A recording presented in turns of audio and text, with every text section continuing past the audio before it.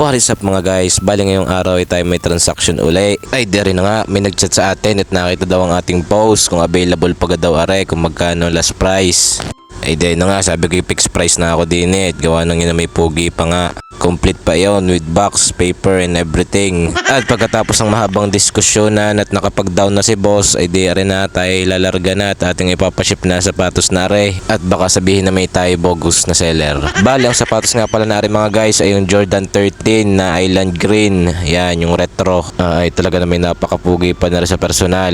Kalaki nga lang ng box, baka rin hindi magkasya sa small Ikaw pagkabanas naman ng lakad kong arisadya, kaya ako nagdala ng payong at masusunog ang ating kuko. Joke lang. Tunay na kahit tayo parang nasa impyerno ngayon, hindi tayo lalakad at nakapag-down na si bossing, hindi pwedeng hindi natin na rin ma-deliver ngayong araw din. At baka tayo maipost agad sa group, sabihin ni Bogo, si Manalo. Sa tunay lang ay sa sobrang init ngayon, hindi pa ako nakakalayo sa aming gate, talaga naman na bagnas pawis na. At fast forward mga bossing, tayo na din na sa may LBC. Puti na lang at 10 kilograms per hours lang ang layo na rin sa amin. At pagkatapos ay di lalagay na natin ang mga details at baka kung saan pa rin makarating. Buti na lang at may aircon din hindi maiinit ang ulo ng mga nasa counter.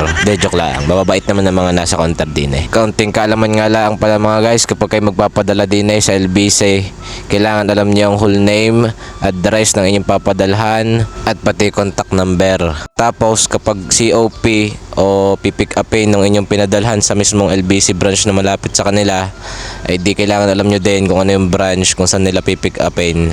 At yun ay tinatanong doon sa may counter. Tapos kung gusto ninyong malaman kung magkano ang rate ng LBC sa inyong papadalhan, meron silang LBC app. Kahit hindi sponsored ay sasabihin ko na, wala akong masabi. At pagkatapos kong mag-fill up ng mga information doon, ay di na tatagtagin ko muna sa box ng sapatos at aking pagtututupi din na yung box.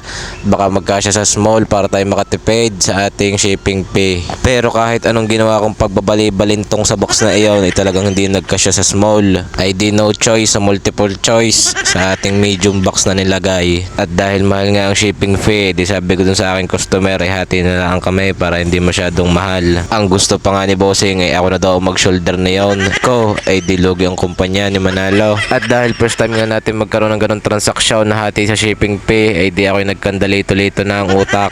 Hindi na ako magkaintindihan sa pagko-compute nung ako'y nasa may counter na. Ako'y nalataranta pa ng mga 1/4 at ang dami nakapila sa akin likod. Tuong nakatitig sa akin na parang artista. Kinama na. Tapos pag uwi ko ay doon ko na-realize na mali pala ang ginawa kong pagko-compute. Ay di lugi pa ako ng 400. Kinama na. Ay di chinat ko agad yung aking customer. Sabi ko sa Gcash na lang ihabol yung kulang. At ako'y humingi na lang ng pasensya.